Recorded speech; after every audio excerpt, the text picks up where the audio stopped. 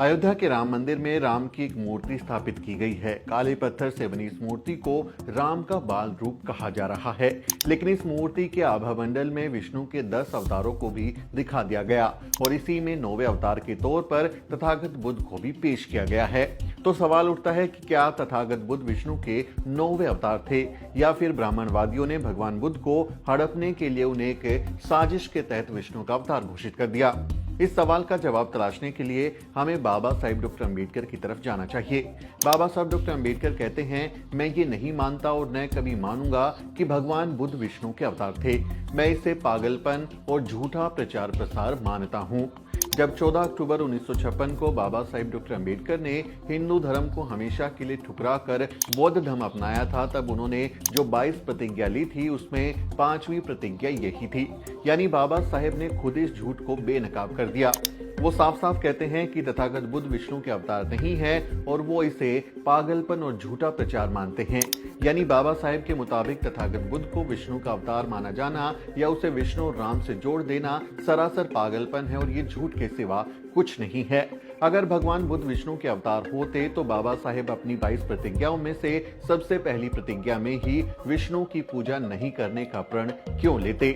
बाबा साहेब की पहली प्रतिज्ञा है, मैं ब्रह्मा विष्णु और महेश में कोई विश्वास नहीं करूंगा और न ही मैं उनकी पूजा करूंगा। अब सवाल उठता है कि अगर भगवान बुद्ध विष्णु के अवतार थे तो बाबा साहेब जिनके पास 32 डिग्रियां थी, जिन्होंने दुनिया के सभी धर्मों का अध्ययन किया था, जिन्होंने हिंदू धर्म के ऊपर कई गहन रिसर्च की और कई किताबें भी लिखी, वही बाबा साहेब विष्णु की पूजा करने से मना क्यों करते हैं। इसका जवाब अयोध्या के राम मंदिर तीर्थ क्षेत्र ट्रस्ट के लोगों को देना चाहिए कि वो क्यों राम की मूर्ति के भीतर भगवान बुद्ध को विष्णु का अवतार दिखा रहे हैं। बाबा साहेब अपनी दूसरी प्रतिज्ञा में ही राम में आस्था से इनकार करते हैं। बाबा साहेब कहते हैं, मैं राम और कृष्ण में आस्था नहीं रखूंगा जिन्हें भगवान का अवतार माना जाता है, मैं इनकी पूजा नहीं करूंगा। यानी बाबा साहिब डॉक्टर अम्बेडकर ना विष्णु को मानते हैं और ना ही वो राम को मानते हैं और ना ही तथागत बुद्ध को वो विष्णु और राम का अवतार मानते हैं, लेकिन फिर भी बड़ी ही चालाकी से तथागत बुद्ध को हिंदू धर्म से जोड़ने की साजिश हो रही है। डॉक्टर अम्बेडकर जिसे पागलपन मानते थे वो दरअसल आरएसएस के प्रोजेक्ट हिंदुत्व का हिस्सा है, ताकि दलित और वंचित वर्गों को राम मंदिर से जोड़कर उनका हिंदूकरण किया जा सके। लेकिन क्या आप जानते हैं कि जिस राम का अस्तित्व वाल्मीकि के रामायण पर आधारित है, उसी वाल्मीकि रामायण में बौद्धों को चोरों की तरह दंडित करने की बात कही गई है। मीडिया विजिल पर एक लेख है, डॉक्टर पंकज श्रीवास्तव इसका जिक्र करते हुए रामायण के एक प्रसंग को याद करते हैं। वो लिखते हैं कि रामायण में एक किस्सा है कि जब भरत राम को मनाने जंगल में जाते हैं, लेकिन जब हर तरह से विनती करने और मनाने के बावजूद राम अयोध्या वापस आने को तैयार नहीं होते, तो दशरथ के याजक और ब्राह्मण शिरोमणि जाबाली ने उनसे जो कहा उसका अर्थ कुछ ये था कि नाते रिश्ते कुछ नहीं होते, हर व्यक्ति दुनिया में अकेला आता है, कोई प्रलोक वरलोक नहीं होता, जाओ और अयोध्या में राज करो। राम इस नास्तिकता और बुद्ध के प्रभाव में आने के लिए जाबाली को खूब कोसते हैं। एक श्लोक तो बेहद कड़ा है, यथा ही चोर से तथा ही बुद्ध स्थागतम नास्तिक मत्र विधि तस्मादि से सक्यतम प्रजाना से नास्तिके नाभिमुखो बुद्ध स्वायत। अर्थात जैसे चोर दंडित होते हैं, उनको दंडित होना चाहिए, दंडनीय होते हैं वो, उसी प्रकार वेद विरोधी बुद्ध यानी कि जो बौद्ध धर्म को मानने वाले लोग हैं उनको भी दंडित करना चाहिए, वो भी दंडनीय है।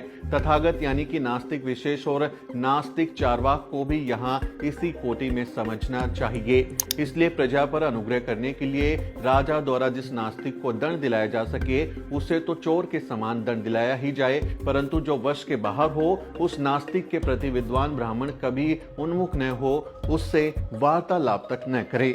इस श्लोक को आप अगर देखना चाहें तो अयोध्या कांड के श्लोक नंबर 34 से 109वां सर्ग, पेज नंबर 528, वाल्मीकि रामायण गीता प्रेस गोरखपुर की प्रति में आप इसको देख सकते हैं। रेफरेंस के साथ बात कर रहे हैं कि ये वाल्मीकि रामायण में जिक्र किया गया है कि बौद्धों को चोरों के समान दंड दिया जाना चाहिए, वो दंडनीय है। तो आप बताइए, आप सोचिए कि अगर तथागत बुद्ध विष्णु यानी राम का ही अवतार थे तो फिर वाल्मीकि रामायण में बौद्धों के लिए चोरों जैसे दंड का विधान क्यों किया गया, बौद्धों का जिक्र इस तरह से क्यों आया वाल्मीकि रामायण में। अगर वो विष्णु के अवतार थे तो उसके प्रति तो श्रद्धा होनी चाहिए थी, लेकिन वो वाल्मीकि रामायण में नहीं है। क्यों बौद्धों को चोरों जैसा अपराधी कहा गया और उन्हें सख्त से सख्त सजा देने की बात कही गई। क्या राम मंदिर वाले इसका जवाब दे सकते हैं? जो अयोध्या में मंदिर बन रहा है वो बता सकते हैं कि ऐसा क्यों है, रामायण में इसका जिक्र क्यों है? अगर तथागत बुद्ध विष्णु के अवतार हैं तो फिर देश भर में हिंदुओं के जितने भी मंदिर हैं वहां तथागत बुद्ध की पूजा क्यों नहीं की जाती? क्यों हिंदू तथागत बुद्ध को नहीं मानते? क्यों हिंदू भगवान बुद्ध के धर्म से परहेज करते हैं? अगर बुद्ध भी विष्णु के 9वें अवतार हैं तो फिर राम भक्त तथागत बुद्ध के बताए रास्ते पर क्यों नहीं चलते? इन सवालों का जवाब ना ही राम मंदिर बनाने वाले दे सकते हैं और ना ही वहां जाने वाले लोग। दरअसल ये ब्राह्मणवाद और बौद्ध धर्म के बीच की सदियों पुरानी भिड़ंत का ही हिस्सा है। बाबा साहेब डॉक्टर अंबेडकर इस बारे में कहते हैं कि भारत का इतिहास बुद्धिज्म और ब्राह्मणिज्म के टकराव के अलावा जंग के सिवा कुछ नहीं है। यानी भारत का पूरा इतिहास अगर आप देखेंगे तो वो बौद्धों और ब्राह्मणवादियों के बीच के टकराव की कहानी है। बुद्ध को विष्णु का अवतार घोषित करना सरासर झूठ है और ये बाबा साहेब के शब्दों में कहें तो पागलपन है। कहीं बुद्ध की मूर्ति को चमकीले कपड़े पहनाकर देवी बना दिया जाता है, इस तरह के वीडियो हैं। मंदिरों में से कोर्ट ने स्टे किया कि इसमें आप ये जो मूर्ति पूज रहे हैं ये बुद्ध की है, ये देवता की नहीं है। ये मामला सामने आ चुका है और कहीं उन्हें अवतार घोषित कर दिया जाता है। एक बुद्ध को मिटाने के लिए मनुवादियों ने हजारों देवी देवता और कहानियां गढ़ डाली, लेकिन बुद्ध हैं कि मिटते नहीं।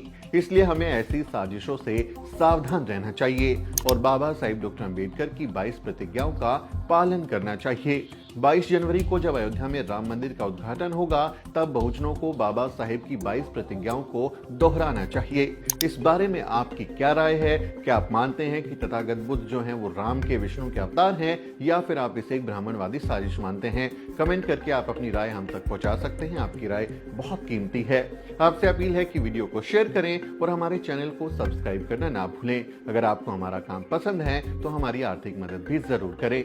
वीडियो के अंत में आपसे एक छोटी सी अपील। साथियों, अगर आपको द न्यूज वीक का काम पसंद है और आप चाहते हैं कि हम यूं ही अम्बेडकरवादी पत्रकारिता करते रहें तो हमारी आर्थिक मदद जरूर करें। आप अपनी स्क्रीन पर दिखाई दे रहे इस क्यूआर कोड को स्कैन करें और न्यूज वीक फाउंडेशन के खाते में अपनी दान की राशि भेजें। क्यूआर कोड के अलावा आप यूपीआई के जरिए भी मदद कर सकते हैं। आप हमारी यूपीआई आईडी newsweek@yes बैंक पर भी मदद भेज सकते हैं। इसके अलावा आप हमारे अकाउंट में भी मदद भेज सकते हैं। खाते का नाम है News Week Foundation, account number है 02358800000640। IFSC कोड है YesB000235। बैंक का नाम यस बैंक है और ब्रांच है नेहरू पैलेस, दिल्ली। आप डोनेशन के एवज में इनकम टैक्स में भी छूट पा सकते हैं। डोनेशन की रसीद पाने के लिए ट्रांजैक्शन का स्क्रीनशॉट हमें भेजें। टाइप करें डोनेशन स्पेस आपका नाम और हमें 8595794224 पर व्हाट्सएप करें।